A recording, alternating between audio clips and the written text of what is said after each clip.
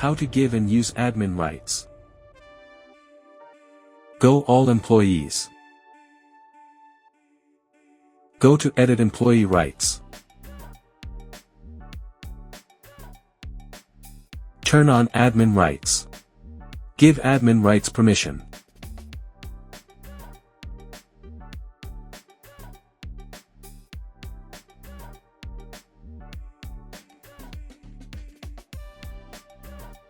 Tap to submit.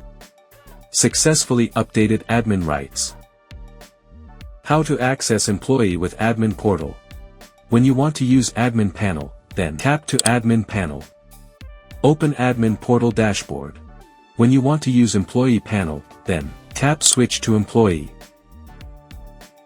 Open employee dashboard. Switch to admin.